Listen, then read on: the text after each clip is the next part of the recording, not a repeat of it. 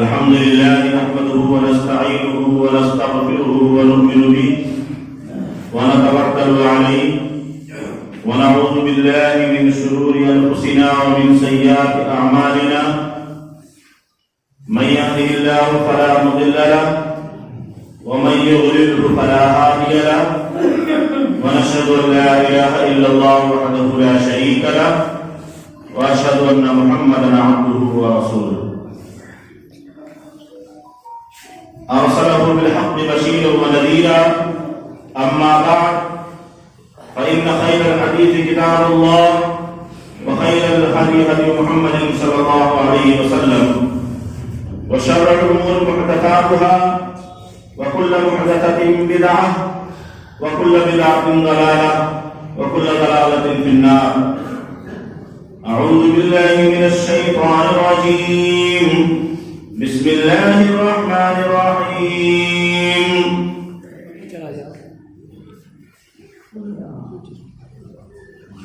يا أيها الذين آمنوا اتقوا الله حق تقاته ولا تموتن إلا وأنتم مسلمون. يا أيها الناس اتقوا ربكم الذي خلقكم من نفس واحدة وخلق منها زوجها وبث منهما رجالا كثيرا ونساء واتقوا الله الذي تساءلون به والأرحام إن الله كان عليكم رقيبا. يا أيها الذين آمنوا اتقوا الله وقولوا قولا سديدا يصلح لكم أعمالكم ويغفر لكم ذنوبكم ومن يطع الله ورسوله فقد فاز فوزا عظيما. وقال تعالى في مقام آخر اهدنا الصراط المستقيم صراط الذين أنعمت عليهم غير المغضوب عليهم ولا الضالين. وقال تعالى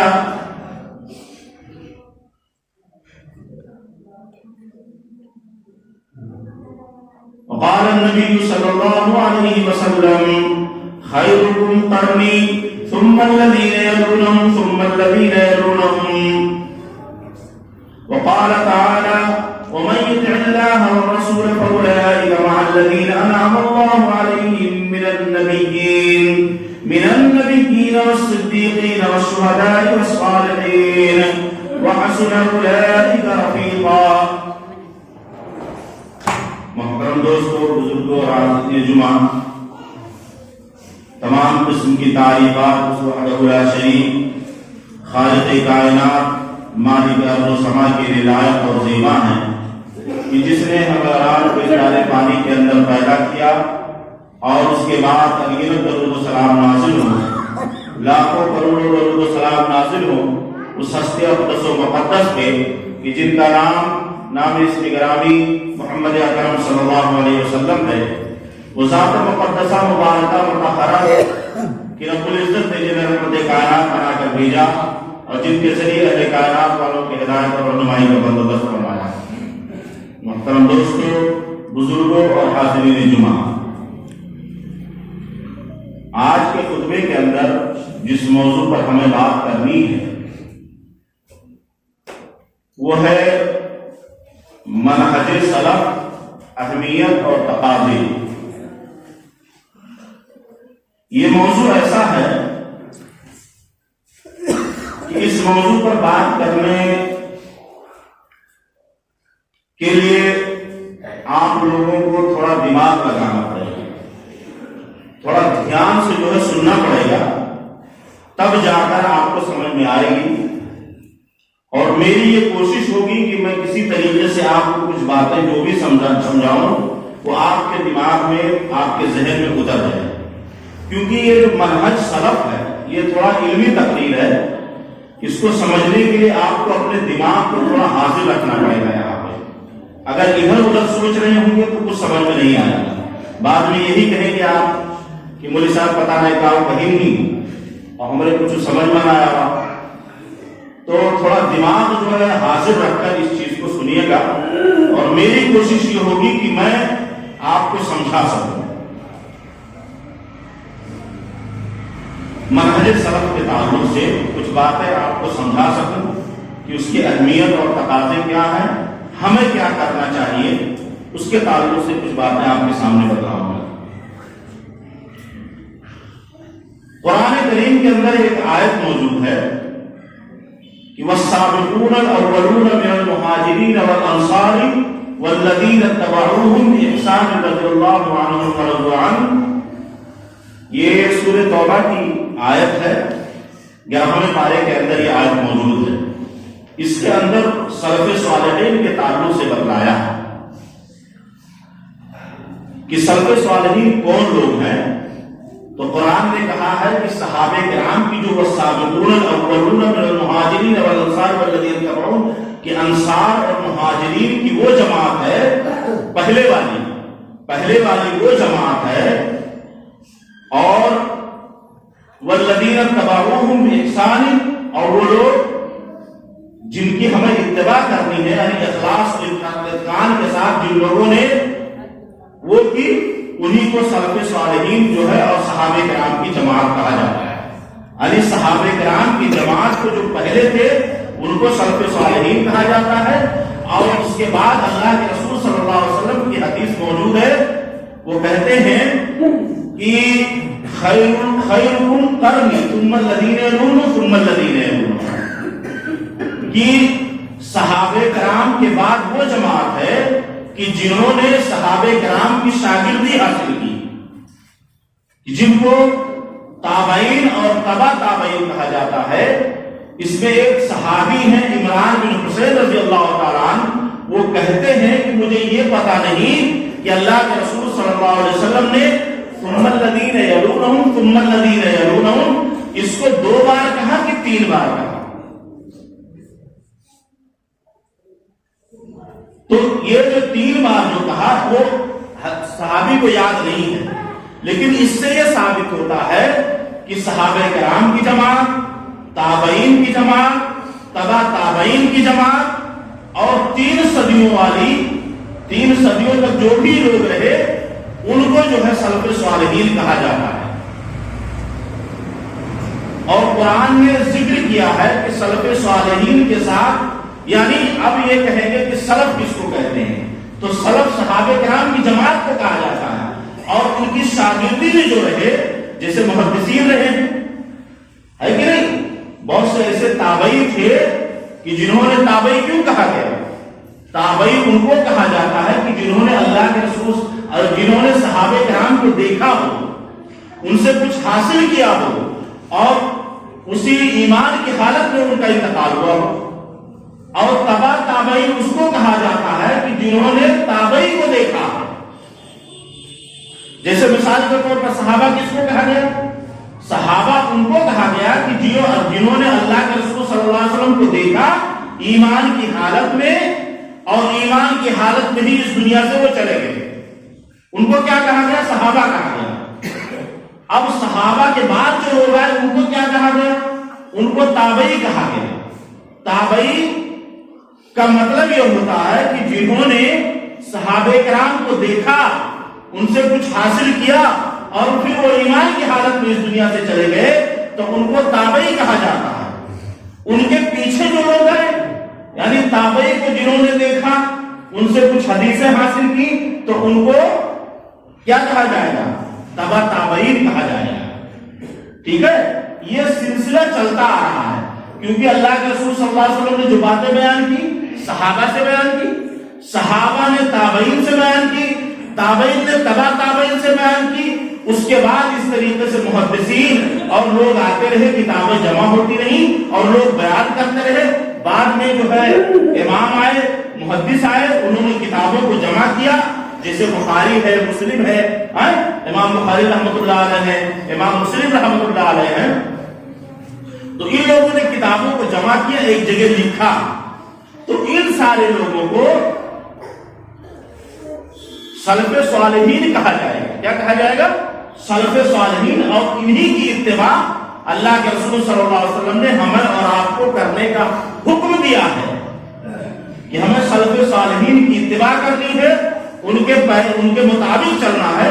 اسی لیے قرآن کے اندر کیا کہا؟ وَمَن يُطِعِ اللَّهَ وَرَسُولَهُ، کہ جس نے اللہ اور اس کے رسول کی اطاعت کی تو وہ کہاں جائے گا؟ وَمَن يُطِعِ اللَّهَ وَرَسُولَهُ فَأُولَٰئِكَ مَعَ الَّذِينَ، تو وہ کس کے ساتھ ہوں گے؟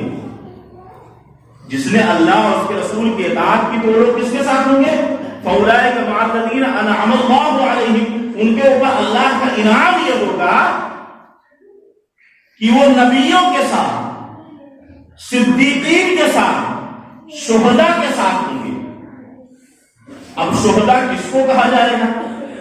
صدیقین تو آپ جانتے ہیں جو سچے لوگ تھے، نبی کے بارے میں تو آپ کو پتا بھی ہے کہ بہت سارے دنیا کے اندر نبی آئے، جو اللہ تعالیٰ نے جس کو نبی بنا کر بھیجا دنیا کے اندر آئے، انہوں نے ہر امت میں اللہ تبارک و تعالیٰ نے نبی بنا کر بھیجا۔ تو کون لوگ ہوگا جو اللہ اور اس کے رسول کی اطاعت کرے گا؟ تو اللہ کا انعام یہ ہوگا کہ وہ نبیوں کے ساتھ، شہداء کے ساتھ، صالحین کے ساتھ ہوں گے۔ ظاہر سی بات ہے اچھے آدمی کے ساتھ اچھا ہی رہے گا، برے آدمی کے ساتھ برا ہی آدمی رہتا۔ اور آج تو معاملہ یہ ہے کہ ہم اپنے میجارٹی کے آدمی کو پہچان لیتے ہیں، پہچانتے ہیں کہ نہیں؟ شراب پینے والا آدمی دیکھ کے بتائے گی کہ یہ ہمارا ساتھی ہوا ہے، یہ شراب پینے والا آدمی ہے، اس کو پتا ہو جائے گا دور سے، اس کے چال ڈھال سے، طور طریقے سے، کیونکہ اس کے اندر جو خامیاں ہوں گی سامنے والے کے اندر بھی خامیاں ہوگی۔ ایک گٹکا کھانے والے کو پہچان جائے گا، ایک خیری کھانے والے کو پہچان جائے گا کہ ہم تمباکو کھائے تھے تو سمنوں والا تمباکو کھاتا، اب یا تو ہوٹوا کے ذریعے سے پتا کریے یا وہاں کے ذریعے سے پتا کریے، پتا چل جاتا ہے، ان کو علامت اور نشانی معلوم ہو جاتی ہے کہ ہماری میجارٹی کا ہو گیا۔ اسی طریقے سے جو نیک لوگ ہوں گے، لیکن نیک لوگوں کا آج کے دور میں پہچان کرنا بڑی مشکل کی بات ہے۔ دیکھا جاتا ہے تو بالکل یہ معلوم پڑتا ہے جبہ ہے، قبہ ہے، داڑھی ہے، مونچھ ہے، سب کچھ رکھے ہوئے ہیں، آدمی سوچتا ہے یار بہت نیک بنائی ہوئی، ان سے کچھ رائے مشورہ لے لیا جائے، لیکن جب جاتا ہے قریب میں بات کرتا ہے تب پتا چلتا ہے کہ آدمی شیطان صفت انسان ہے، اچھا آدمی ہے۔ بعد میں لوگ گالی دیتے ہیں، بس اب کاؤ نہیں، ہم ان کے درجہ اور جبوں ہم پھسل گئے، ہم تو جاری بہت نیک بنے ہوئی ہے لیکن بہت بے ایمان بنے ہیں، ہمیں پھنسا گئی بالکل ایک دم سے۔ کہتے ہیں کہ نہیں کہتے ہیں؟ ہم سے بھی آپ کہتے ہیں، آپ سے بھی کہتے ہوں گے، کہتے ہیں کہ نہیں کہتے ہیں لوگ؟ تو ہر آدمی جو ہے اپنے میجارٹی کے آدمی کو پہچان لیتا ہے، نوجوان بھی اپنے میجارٹی کے آدمی کو پہچان لیتے ہیں کہ کون سا لڑکا ہے، کون سا دوست ہے، کس کو دوست بنانا ٹھیک ہے۔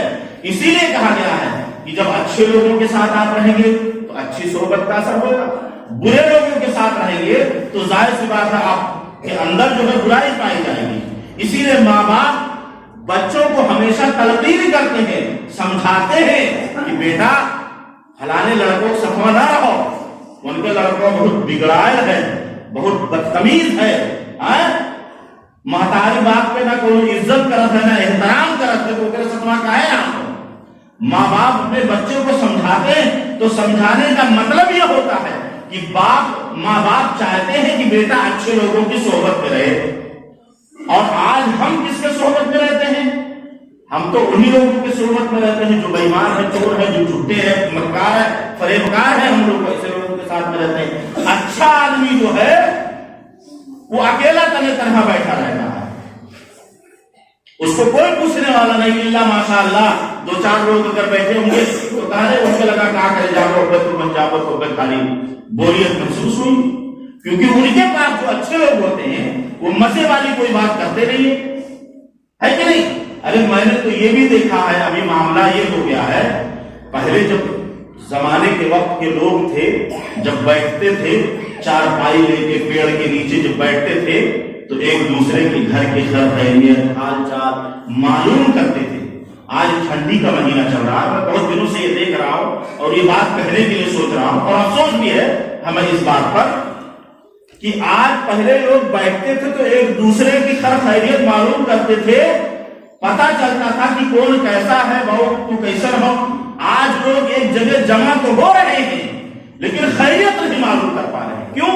کہیں کوڑا اگر جلت ہوئے تو تو وہاں 4 آدمی بیٹھ گئے تو ہر آدمی موبائل لے کے اپنے اپنے میں مست ہے، کوئی کسی کو دیکھ بھی نہیں رہا ہے کہ ہمارے سامنے کون بیٹھا ہے۔ اب اس میں 1-2 آدمی رہتے ہیں کہ جن کے پاس موبائل نہیں رہتا ہے، وہ یہ خالی طاقت ہے، یہ طاقت ہے کہ میں نے اب یہ 4 آدمی بیچ میں بیٹھا، ہم سبھی اپنے اپنے میں مست ہے، ایک آدمی بیچارہ سب کو طاقت ہے، اور سب لوگ ہیں کہ موبائل کی طرف دیکھ رہے ہیں۔ اب اگر کوئی کسی کو پوچھ لیا جائے کہ بھیا جو ہے یہاں پر فلانے آئے رہے، تو کہیں گے کیا کری، ہم تو جانتے رہے ہیں، ہم موبائل میں بزی رہے، موبائل دیکھ رہے، کیا آوا کیے گواہ ہمیں پتہ نہیں چلا۔ وہ زمانہ آ گیا ہے، وہ وقت آ گیا ہے، افسوس کا مقام بھی میرے دوستوں کہ جہاں 4 آدمی بیٹھ جائیں، اللہ رسول کی بات نہ ہو، سب اپنے اپنے زندگی میں بزی ہے، تو یہ سب کیا ہے کہ ہم کسی کی خیریت نہیں معلوم کر سکتے، حال چال نہیں معلوم کر سکتے۔ میں نے بتایا تھا نا پچھلے جمعے کے اندر کہ لوگوں کے دماغ کے اندر، ذہن کے اندر یہ بات بیٹھ گئی ہے کہ ہم نماز روزہ پڑھنے سے جنت میں چلے جائیں گے۔ نہیں، نماز روزہ کرنے سے آپ جنت میں نہیں جا سکتے ہیں۔ یہاں عالم لوگ موجود ہیں، پوچھ لیجیے ان سے، اگر حقوق العباد میں سے یہ آتا ہے اپنے بھائی کی خیریت معلوم کر لیجیے۔ اسی لیے اسلام نے سلام کا جو کہا گیا، السلام علیکم ورحمۃ اللہ وبرکاتہ، کیوں کہا گیا ہے؟ کیونکہ یہ سلامتی کی دعا ہے، اللہ پر آپ کی سلامتی ہو، رحمت نازل ہو، دعا کرنی چاہیے۔ اگر آدمی کسی اپنے بھائی کی خندہ پیشانی کے ساتھ اگر خیریت اگر معلوم کر لیتا ہے، میں بار بار یہ بات کہتا ہوں کہ ترمذی اور ابو داؤد کی حدیث ہے کہ اللہ کے رسول صلی اللہ علیہ وسلم نے فرمایا کہ اگر کوئی آدمی اپنے بھائی کی خبر گیری خیریت معلوم کرنے کے لیے اگر وہ صبح کے اندر جاتا ہے، اس کے اندر صرف اتنا مقصد ہے کہ میں اپنے بھائی کا حال چال لے لوں، اگر وہ صبح کے اندر گیا ہے، صبح میں اگر گیا ہے، تو شام تک 70,000 فرشتے اس کے لیے دعا کرتے ہیں، اس کی رحمت کے لیے، اس کی مغفرت کے لیے دعا کرتے ہیں۔ پتا ہے سلف صالحین بننے کے لیے ضروری ہے کہ ہمیں پڑھائی کرنی پڑے گی۔ کیا کرنا پڑے گا؟ سلف صالحین کو جاننے کے لیے، تبع تابعین کو جاننے کے لیے ہمیں اور آپ کو کیا کرنا ہوگا؟ پڑھنا لکھنا ہوگا۔ موبائل میں بزی رہنے سے نہیں پتا چلے گا، موبائل میں بزی رہنے سے ہمیں پتا نہیں چلے گا کہ سلف صالحین نے کیا کیا، کتنی قربانیاں دی، کتنی تکلیفیں اٹھائیں۔ ارے ہم تو شکر مناؤ اللہ کا آپ لوگ کہ ہم ایسی جماعت میں شامل ہیں، اور علماء کرام کا، علماء اہل حدیث کو جو آپ کو گالی دیتے ہیں، علماء اہل حدیث سے آپ شکریہ ادا کرو کہ انہوں نے سلف صالحین کے منہج کو بتا کے رکھا ہے، طریقوں کو بتلا کے رکھا ہے، اور اس کے باوجود ہم اپنے علماء کو گالی دیتے ہیں۔ نہیں تو چاہتے تو وہ جس طریقے سے اور مسلک والے ہیں اور مذہب والے ہیں، وہ چاہتے تو وہ طریقہ بھی بتلا کر آپ کو لوٹ سکتے تھے، جس طریقے سے آج لوٹ رہے ہیں، فاتحہ کے نام پر، تیجا کے نام پر، قرآن خوانی کے نام پر، اور خرافات کے نام پر، مزاروں کے نام پر۔ 7 مرتبہ جو اجمیر شریف چلا گیا اس کا ایک حج مکمل ہو جاتا ہے،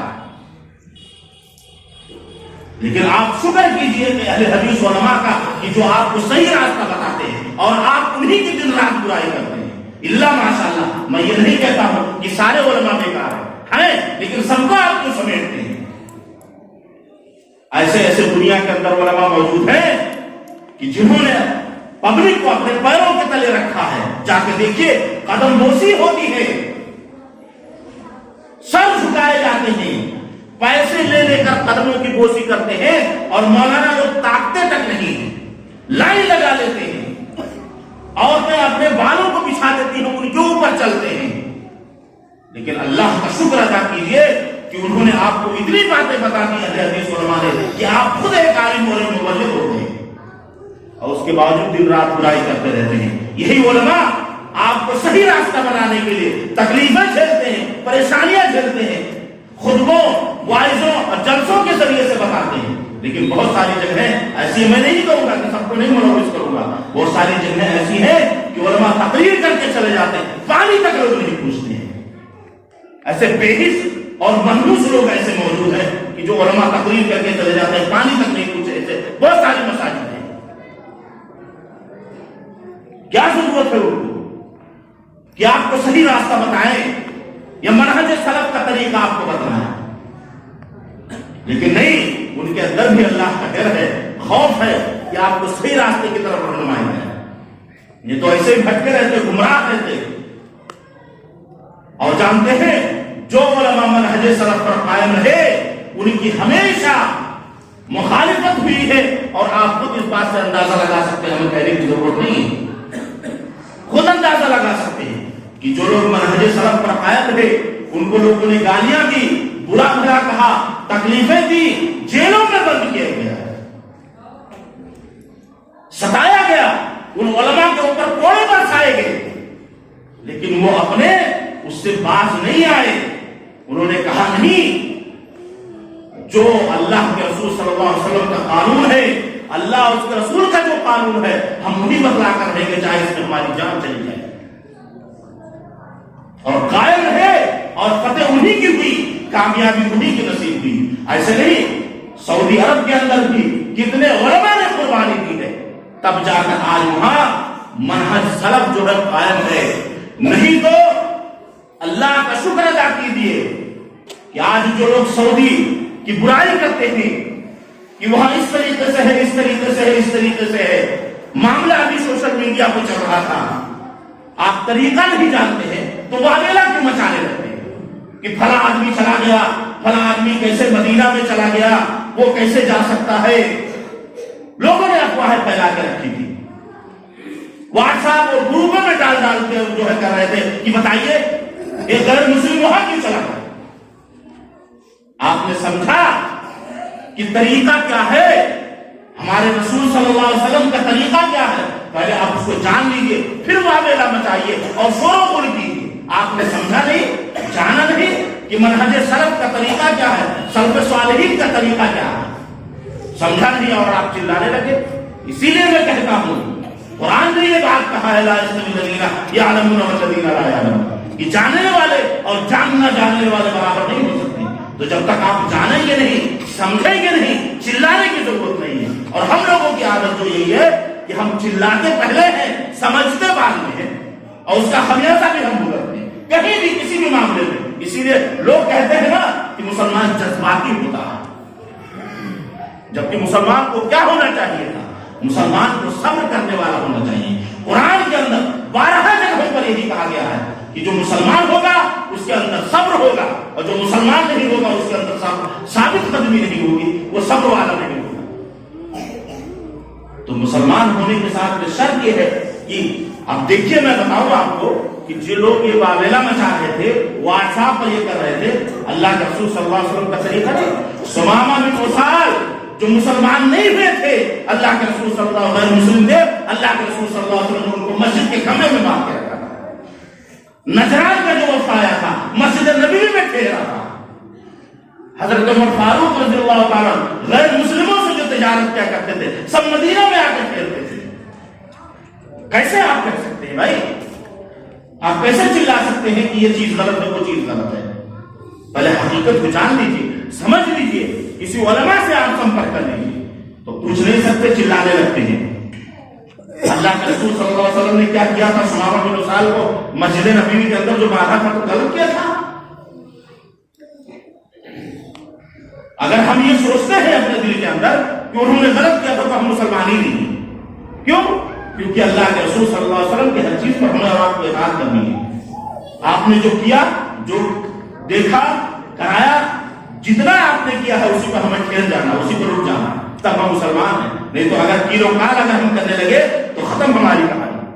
اللہ کے رسول صلی اللہ علیہ وسلم کی بات میں کیلو کال نہیں ہونا چاہیے جیسے دوسرے مذاہب والے کرتے ہیں کہ وہ ساری باتیں بتائیں گے کہ اللہ کے رسول صلی اللہ علیہ وسلم نے یہ کہا، یہ کہا، یہ کہا، بعد میں لا کر لاسٹ میں کیا کہیں گے؟ شیخین کی راجح قول ہے، امام ابو حنیفہ کا راجح قول ہے. بتائیے، وہ یہ نہیں کہیں گے کہ اللہ کے رسول صلی اللہ علیہ وسلم کے راجح قول ہے. تو ایسے لوگوں کو گمراہ کیا جاتا ہے. بتایا جاتا ہے. کسی نے جو ہے ترجمہ کیا، میں آئیے بتاتا ہوں آپ کو کہ کیسے گمراہ کیا، بتاتا ہوں میں آپ کو. کسی کہنے والے نے کہا، میں نام نہیں لوں گا، ہو سکتا ہے کسی کو برا لگ جائے، کہنے والے نے کہا کہ دیکھیے ہمارے امام صاحب کو اللہ سے اتنی عقیدہ اور ایسے تقریر کریں گے لچھے دار اللہ اکبر کہ آدمی کے دماغ میں بات اتر جائے گی اور اسی پہ سب چلانے لگتے ہیں، نعرے تکبیر، نعرے رسالت. ارے ایسے علماء کو جوتے لاکھوں سے سواگت کرنی چاہیے جو قرآن حدیث کے خلاف غلط باتیں بولتے ہیں. تو کہنے لگے دیکھیے ہمارے امام صاحب کو اللہ سے اتنی محبت تھی، اتنی عقیدت تھی کہ جب انہوں نے قرآن کا ترجمہ کیا تو یہ نہیں کہا، کیسے کہا، بیوقوف بنانے کا طریقہ آپ دیکھ لیجیے. کہا کہ ہمارے امام صاحب نے جب ترجمہ کیا تو بسم اللہ الرحمن الرحیم کا ترجمہ ایسے کیا کہ کہا اللہ کے نام سے شروع کرتا ہوں. اور دوسرے مولانا نے جب ترجمہ کیا بسم اللہ کا تو انہوں نے کہا شروع کرتا ہوں اللہ کے نام سے. دیکھیے معنی اور مطلب ایک ہی ہوا، اللہ کے نام سے شروع کرتا ہوں یا شروع کرتا ہوں اللہ کے نام سے. لیکن یہاں پبلک کو کیسے بیوقوف بنایا جا رہا ہے. دیکھیے کہ انہوں نے یہ کہہ دیا کہ ہمارے امام صاحب کو اللہ سے اتنی عقیدت محبت تھی کہ انہوں نے سب سے پہلے اللہ کا نام لائے، بعد میں دوسرے لفظ نکالا. یہ معنی میں تحریف کیا جاتا ہے. یہ مت سوچئے کہ محدثین کی جو حدیثیں ہیں موجود ہیں اس کے اندر تحریف نہیں کی گئی، اس کے اندر بھی ملاوٹ کی گئی. جس طریقے سے آج چاول میں، گیہوں میں، سبزیوں میں، ہر چیز کے جو اندر انجیکشن لگایا جاتا ہے، پہلے تو ملایا جاتا تھا، ابھی انجیکشن کے ذریعے سے مرغی جو آپ کھاتے ہیں اس کے اندر انجیکشن لگا دیا جاتا ہے، سبزیاں جو ہیں اس کے اندر انجیکشن لگا کے جو ہے سب کیا جاتا ہے، ملاوٹ کی جاتی ہے. اس سے ہماری زندگی خطرناک ہو گئی ہے. ہم مرض میں مبتلا ہو گئے ہیں، پریشانیوں میں مبتلا ہو گئے ہیں. تو ایسے ہی یہ نہیں ہے کہ حدیث کے اندر ملاوٹ نہیں کی گئی. حدیث کے اندر، صحیح حدیثوں کے اندر اپنی باتیں ایک بات، جیسے اللہ کے رسول صلی اللہ علیہ وسلم نے کہہ دیا کہ 4 چیزیں کرنا، اگر آپ یہ 4 چیزیں نہیں کریں گے تو ایسا ہوگا. تو انہوں نے کیا کیا، اپنی 5ویں چیز اپنی طرف سے ملا دی، وہ بھی قرآن حدیث کے مطابق ملا دیا کہ تاکہ لوگ سمجھ نہ پائے. لیکن اللہ تبارک و تعالیٰ کا احسان جانیے کہ اللہ تبارک و تعالیٰ نے ایسے محدثین کو اس دنیا کے اندر پیدا کیا جنہوں نے اس کو کاٹ چھانٹ کر الگ کر دیا اور بتلا دیا کہ یہ اللہ کے رسول صلی اللہ علیہ وسلم سے یہ چیز ثابت نہیں ہے، یہاں یہ غلط چیز داخل کر دی گئی ہے. تب جا کر ہم آج قرآن و حدیث پر اپنے آپ کو اہل حدیث کہتے ہیں. بڑی محنتیں کی ہیں، بڑی مشقتیں کی ہیں، بڑی قربانیاں دی ہیں. اسی لیے آپ دیکھیں باتیں تو بہت ساری ہیں دوستوں، لیکن دیکھیے وقت ہو چلا ہے، باتیں بہت ساری ہیں. اسی لیے کیا کہا گیا ہے، میں نے پڑھا نا اہدنا الصراط المستقیم. اسی لیے ہر نماز کے اندر، چاہے وہ فرض ہو، چاہے نفل ہو، چاہے سنت ہو، کوئی بھی نماز ہو، ہر نماز کے اندر یہ جو سورہ فاتحہ کو فرض قرار دیا گیا، ہم دعا کریں اہدنا الصراط المستقیم کہ اللہ تعالیٰ ہم کو سیدھے راستے کی طرف لے کر جا اور ہمارے سیدھے راستے کی طرف ہماری رہنمائی کر. کیوں؟ کس کے لیے؟ اہدنا الصراط المستقیم صراط الذین انعمت علیہم، اور ان لوگوں کا راستہ جن پر تو نے انعام کیا ہے. تو انعام کس پر کیا ہے؟ اللہ تبارک و تعالیٰ نے صدیقین پر کیا ہے، شہداء پر کیا ہے، نبیوں پر کیا ہے. ان لوگوں پر اللہ تبارک و تعالیٰ نے انعام کیا ہے. تو ہم یہ دعا کرتے ہیں کہ ہمیں ایسے راستے پر چلا جن پر تو نے انعام کیا ہے، ایسے راستے پر نہ چلا کہ جن پر تیرا غضب نازل ہوا ہے. اور غضب جانتے ہیں کس پر نازل ہوا؟ یہود پر غضب نازل ہوا اللہ تبارک و تعالیٰ کا. کیوں؟ کیونکہ وہ حق جاننے کے باوجود بدمعاشی کر رہے تھے. جانتے تھے کہ نبی صحیح ہے، رسول صحیح ہے، یہ جو بات بتلاتے ہیں سب کچھ صحیح ہے، نہ جاننے کے باوجود وہ بدمعاشی کر رہے تھے. اسی لیے ان کے اوپر اللہ کا غضب نازل ہوا. اور وَلَضَّالِّینَ سے مراد وہ لوگ ہیں کہ جو حق کو جانتے ہوئے اس کی اتباع نہیں کر رہے. بہت سارے علماء جانتے، جو لوگ اچھے خاصے پڑھے لکھے ہیں، علم والے ہیں، دوسرے مذہب والے، دوسرے مسلک والے، جانتے ہیں کہ صحیح ہے، لیکن وہ اقرار نہیں کر پا رہے ہیں، تو ایسے لوگوں کے اوپر ولضالین، یہی وہ لوگ ہیں کہ جاننے کے باوجود گمراہ بنے ہوئے ہیں، اور انہی کے اوپر اللہ کا غضب نازل ہوگا کہ جو لوگ جانتے ہیں اور حقیقت بات لوگوں کو بتلا رہے ہیں۔ کیوں؟ کیونکہ اگر پبلک کو بتائیں گے تو بعد میں وہی پبلک ان کو جوتے مارے گی۔ کیوں؟ کہے گی کہ ابھی تک کہاں تھے آپ؟ اللہ ماشاء اللہ، اللہ کسی عالم کو، کسی مولوی کو یا کسی آدمی کو اللہ ہدایت دے دے اور وہ ہدایت کے ذریعے سے، اس ہدایت کے ذریعے سے سیدھا راستہ پا جائے، اور پانے والے پاتے ہیں۔ بہت سارے ایسے علماء ہیں جو گمراہی میں مبتلا تھے، ان کو پتا نہیں تھا، جب انہوں نے کتابوں کا ریسرچ کیا۔ آج تو ہمیں کسی مولوی سے پوچھنے کی ضرورت نہیں، آج سوشل میڈیا پہ، گوگل میں، یوٹیوب میں ہر چیز موجود ہے، آپ دیکھ سکتے ہیں۔ واٹس ایپ پہ جو ہے پمفلیٹ آتا ہے، آپ ایسے گروپ میں جوائن ہو جائیے جس کے اندر کتابیں آتی ہیں، اس کو آپ دیکھ کر پڑھ لیجیے۔ کتنے لوگ دنیا کے اندر جو ہے پادری سے مسلمان ہو گئے کتابوں کا مطالعہ کر کے۔ تو کہنے کا جو مقصد یہ ہے کہ ہم اسی لیے دعا کرتے ہیں اللہ تبارک و تعالیٰ سے، اور اسی لیے قرآن کے اندر بھی بہت سارے جگہوں پر کہا گیا وَأَنَّ هَذَا صِرَاطِي مُسْتَقِيمًا فَاتَّبِعُوهُ، یہ سیدھا راستہ ہے، تم اس کی اتباع کرو اور ادھر ادھر بھٹکو مت۔ اگر بھٹکو گے تو گمراہ ہو جاؤ گے، اور جو لوگ بھٹک گئے، اسی لیے اللہ کے رسول صلی اللہ علیہ وسلم نے فرمایا تھا کہ یہود و نصارہ کے اندر 71-72 فرقے ہوں گے اور مسلمانوں کے اندر 73 فرقے ہوں گے۔ تو صحابہ کرام نے سوال کیا تھا کہ جنت میں کون جائے گا؟ اللہ کے رسول صلی اللہ علیہ وسلم نے کہا کہ سارے کے سارے جہنم میں چلے جائیں گے، صرف ایک فرقہ جو ہے وہ جنت میں جائے گا۔ پوچھا گیا وہ کون سا فرقہ ہوگا؟ اللہ کے رسول صلی اللہ علیہ وسلم نے فرمایا کہ جو میرے صحابہ، اللہ کے رسول صلی اللہ علیہ وسلم، صحابہ اور منہج سلف پر جو قائم ہوگا وہی جنت میں جائے گا، باقی سب جہنم میں چلے جائیں گے۔ ہر آدمی آج ہر آدمی یہ دعویٰ کر رہا ہے کہ بھائی میں منہج سلف پر ہوں، میں جو ہے اہل حدیث ہوں، میں حدیث کا ماننے والا ہوں۔